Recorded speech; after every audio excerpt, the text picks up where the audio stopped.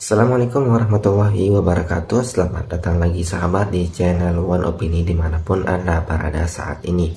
Pada video kali ini kita akan membahas dimana sepertinya Rosuryo dan kawan-kawannya tidak mempercayai klarifikasi kampus UGM tentang ijazah milik Bapak Jokowi. Dan Rosuryo sepertinya juga tidak mempercayai ahli digital forensik di negara kita Indonesia, apalagi Bareskrim Polri. Dan itu direspon langsung oleh Susnondu Aji, salah satu mantan penyidik Bareskrim Polri, mengatakan bahwa siapa lagi yang mau kita percayai kalau bukan kampus UGM, ahli digital forensik di Indonesia, dan kepolisian. Dan di video selanjutnya dimana ada pengacara memprediksi bahwa Rosuryo CS akan dihukum berat, dan ada juga ramalan dari ibu-ibu yang meramalkan nasib Rosuryo ke depan akan menjadi sengsara. Nah, bagaimana videonya? Kita tonton sama-sama berikut ini. Jangankan ancaman penjara, Joko Widodo, ya, ancaman nyawa pun saya hadapi, gitu, ya, karena saya pegang, ya, keilmiahan. Anda boleh berbohong terhadap di Indonesia ini, ya, orang-orang yang mendukung Anda, tetapi Anda tidak bisa berbohong tentang teknologi evolution. Skripsi daripada Jokowi adalah sangat diragukan. Banyak kepalsuan. Di dalamnya tidak ada lembar pengesahan, tidak ada tanda tangan pengujian, dan hurufnya pun berbeda dengan yang ada. Saya alhamdulillah, meskipun UGM sempat menolak awalnya, dan mereka mengatakan ini dilindungi oleh undang-undang keterbukaan informasi publik, saya hanya ingatkan, mohon izin, dulu ketika Undang-Undang Nomor 14 tahun 2008 itu dibuat, saya kebetulan yang ikut mengawalnya di DPR, di Komisi 1. Dan saya sebutkan, pasal 17 yang dikecualikan itu tidak termasuk skripsi, bahkan tidak termasuk ijazah. Kalau daftar nilai, ya itu boleh, hanya dibuka nanti di pengadilan. Tetapi kalau skripsi, bahkan ijazah, itu harus dibuka di depan umum, apalagi untuk tokoh publik. Makanya saya ingin memprediksi bagaimanakah nasib Rosuryo terkait dari proses hukumnya nanti.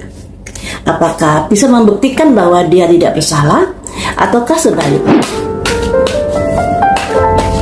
Bagaimanakah nasib Rosuryo terkait dengan pelaporan Pak Jokowi?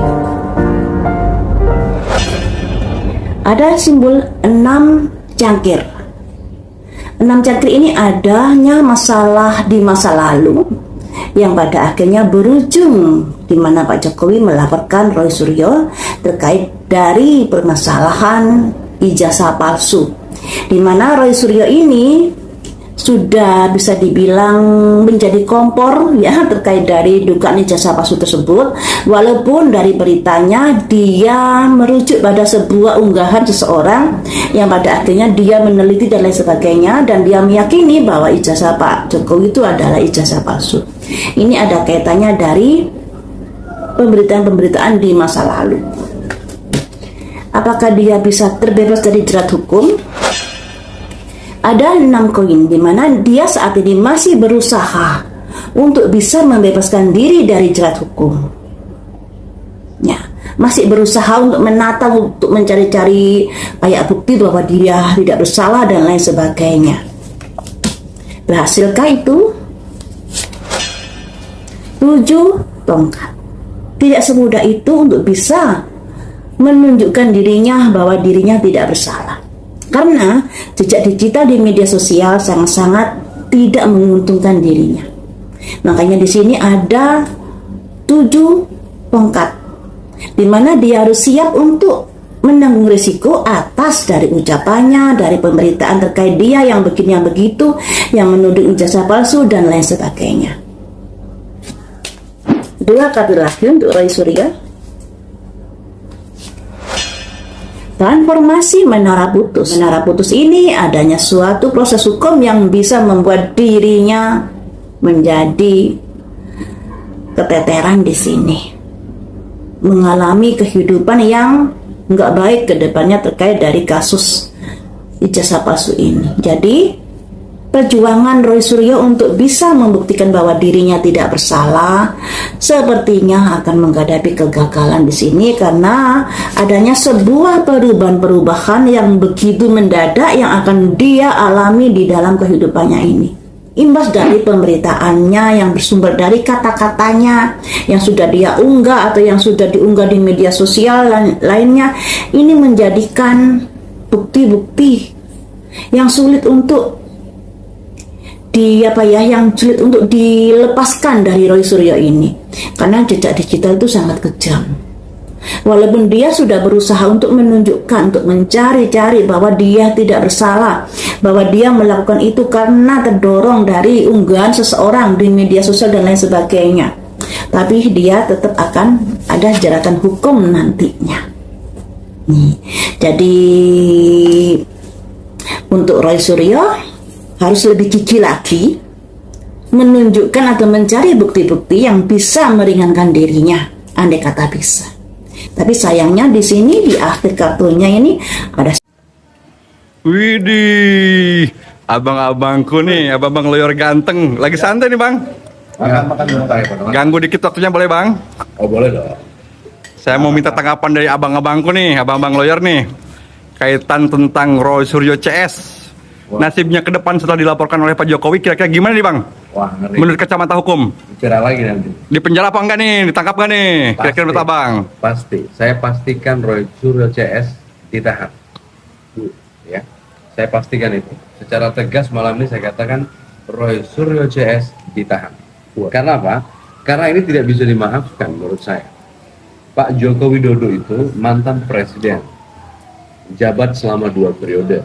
Bagaimanapun juga pengikutnya sampai hari ini tuh puluhan juta orang, ya, yang suka dan yang betul-betul merasa puas akan kinerja Pak Joko Widodo.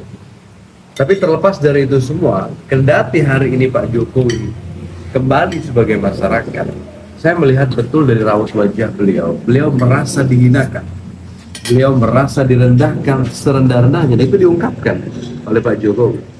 Jadi saya mau katakan bahwa ada satu adigium hukum yang menjelaskan bunyinya begini, indeks animi sermo. Jadi cara orang bicara itu menunjukkan kualitas pikirannya. Jadi Roy Suryo CS ini memang kelihatan kualitas pikirnya sampai di situ. Dijelaskan lagi, ditegaskan lagi, ya, ignorantia juris non ex causa.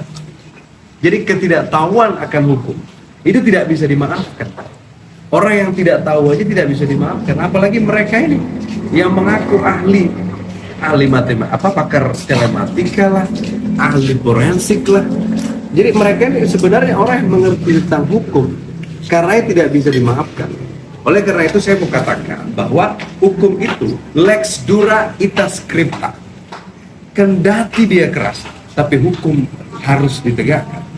Lex dura tamen scripta. Kendati dia kejam, hukum harus dilaksanakan. Kenapa? Agar ada satu betul-betul efek jerah ke depannya. Jadi maksud saya, kamu jangan jadi orang yang asbun, yang hanya asal bunyi gitu loh. Ya, kamu merasa kamu ahli, lalu kamu seenak udolmu bicara, ya, menilai data atau dokumen orang lain.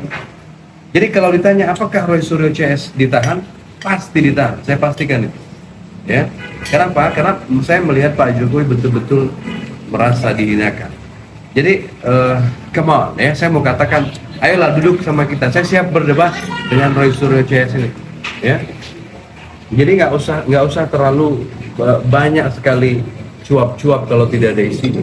Negara ini negara hukum. Hukum kita jadikan panglima tertinggi di negara ini. Jangan mau injak-injak hukum, ya. Saya kira itu kalau ditanya soal itu, ya. Wih, berkelas ya. Ya, memang harus ditahan. Bagaimana menurut Anton? Jadi kalau tentang ditahan atau tidak, kita sebetulnya memang rekan ini langsung mendahului penyidik ya.